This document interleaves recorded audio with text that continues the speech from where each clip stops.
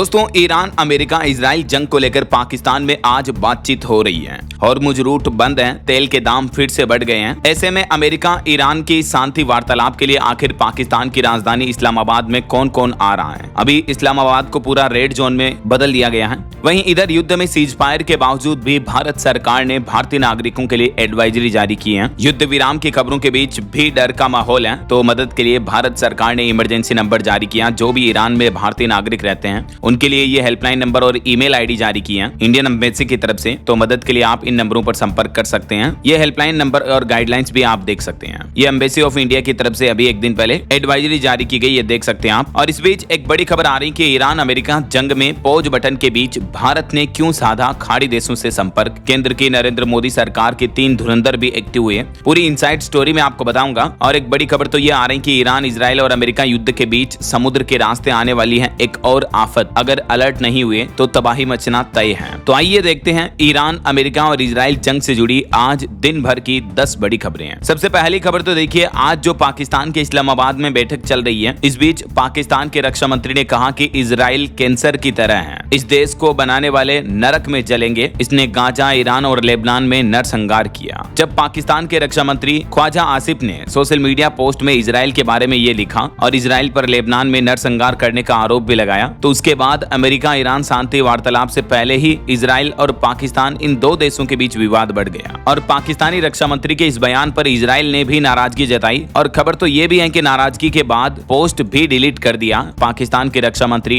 डर गए। देखिए, आखिरकार पाकिस्तान का सरेंडर देखने को मिला। इजरायली पीएम बेंजामिन नेतन्याहू की धमकी से डरे पाकिस्तानी रक्षा मंत्री ख्वाजा आसिफ डिलीट किए गए इजराइल के खिलाफ पोस्ट, क्योंकि पाकिस्तान ये बात को अच्छी तरह से जानता कि वो इजराइल को टक्कर नहीं दे सकता है। और यही वजह कि पाकिस्तान अपने कदम पीछे खींचते हुए इस पोस्ट को डिलीट कर दिए हैं। वहीं खबर है, शांति वार्तालाप पर भी संशय बरकरार है। अमेरिका के जो उपराष्ट्रपति हैं जेडी वेंस, वो भी पाकिस्तान रवाना हो चुके हैं। इधर ईरान का कहना है कि विदेश मंत्री और संसद अध्यक्ष दोनों तेहरान में मौजूद हैं। पश्चिम एशिया में चल रहे अमेरिका ईरान के युद्ध को खत्म करने की दिशा में एक अहम कूटनीतिक प्रयास के तहत अमेरिका के उपराष्ट्रपति जेडी वेंस आज पाकिस्तान की राजधानी इस्लामाबाद के लिए रवाना हुए हैं। और यहाँ वो ईरान के साथ शांति वार्तालाप का नेतृत्व करेंगे। यानी आज जो इस्लामाबाद में बैठक होनी है उसके मुख्य लीडर होंगे ये अमेरिकी उपराष्ट्रपति। ये वार्तालाप ऐसे समय में हो रही है जब दोनों देशों के बीच घोषित अस्थायी सीजफायर बेहद कमजोर स्थिति में पहुंच चुका है, क्योंकि सीजफायर के बावजूद उधर से इजराइल जो है लेबनान पर हमले कर रहा है। और इजराइल का कहना है कि हम रुकेंगे भी नहीं। ईरान का कहना है कि हमारे भी दोनों नेता अभी भी तेहरान में मौजूद हैं, तो वो पाकिस्तान जाएंगे या नहीं, इस बारे में कोई क्लियर बात नहीं कही गई। उधर ईरानी हैकर्स भी अब इजराइल पर अटैक करना शुरू कर चुके हैं। देखिए आप, एक पूर्व इजरायली आर्मी चीफ का मोबाइल फोन हैक किया गया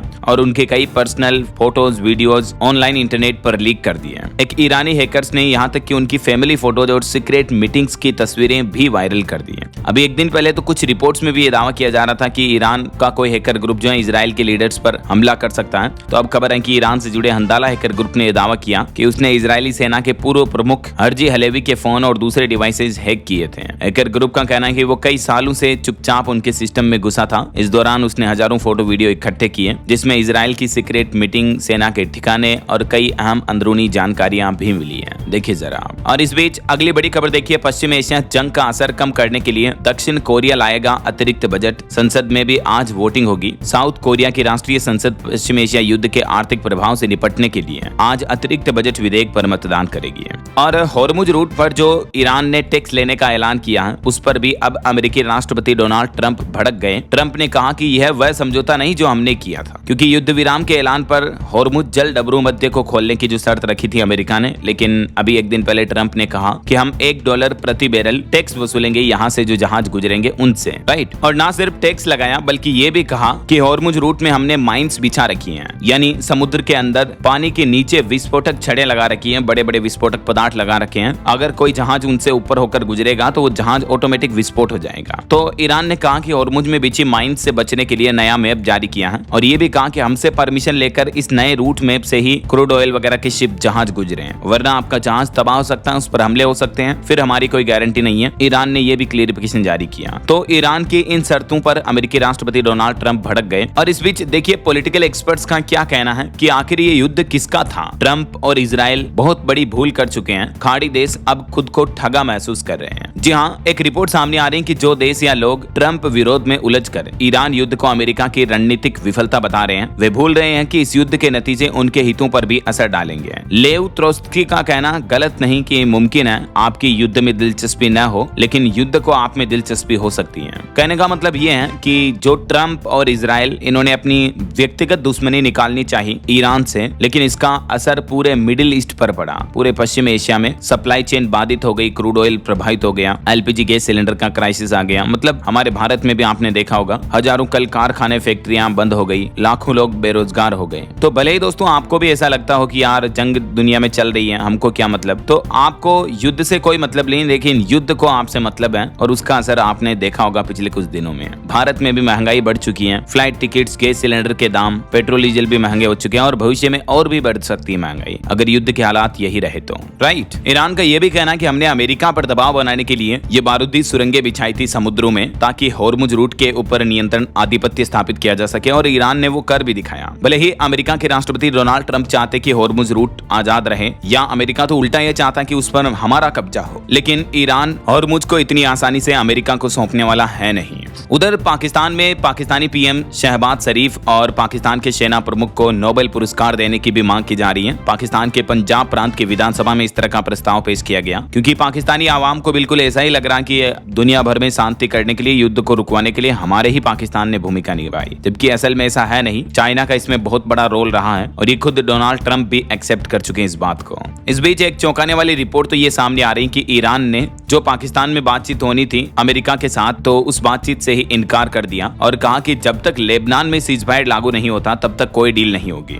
अब रिपोर्ट आ रही कि कल पाकिस्तान में बातचीत हो सकती है, आज की बातचीत में तो ईरान शामिल होने से ही इनकार कर दिया है। तो ये भी मीडिया रिपोर्ट्स देखने को मिल रही है। ये बातचीत पाकिस्तान की राजधानी इस्लामाबाद के सेरेना होटल में वार्तालाप होनी है। रिपोर्ट्स के मुताबिक ये वार्तालाप 15 दिनों तक चल सकती है। इसमें प्रतिनिधिमंडल में कौन कौन शामिल होगा, तो अमेरिकी और ईरानी दल अलग अलग कमरों में बैठेंगे और पाकिस्तानी अधिकारी उनके बीच संदेश लेकर जाएंगे, एक तरह से मध्यस्थता की तरह। तो पहले तो रिपोर्ट्स आ रही थी कि ईरान भी इस बातचीत में शामिल हो सकता है, लेकिन अभी ईरान ने मना कर दिया कि जब तक इजराइल लेबनान पर हमले करता हुआ रोक नहीं देता तब तक हम इस मीटिंग में बातचीत में शामिल नहीं होंगे, ऐसा। और वहीं दो इंपोर्टेंट अपडेट जो मैंने आपको शुरुआत में बताए थे, एक तो ये दोस्तों कि ईरान, इजराइल और अमेरिका युद्ध के बीच समुद्र के रास्ते आने वाली एक और आफत की चेतावनी आ रही है। अगर अलर्ट नहीं हुए तो तबाही मच सकती है। बात कुछ यूं है कि अमेरिका में समुद्र के रास्ते एक और प्राकृतिक आफत आने वाली है। यहाँ के अटलांटिक महासागर में चक्रवात हरिकेन आने वाला है, जिसका असर दक्षिणी हिस्से पर पड़ेगा अमेरिका के, और यहाँ तेज हवाएं चलेगी। चिंता की बात यह है कि यह आफत एक बार नहीं बल्कि कई बार आने वाली है। हालांकि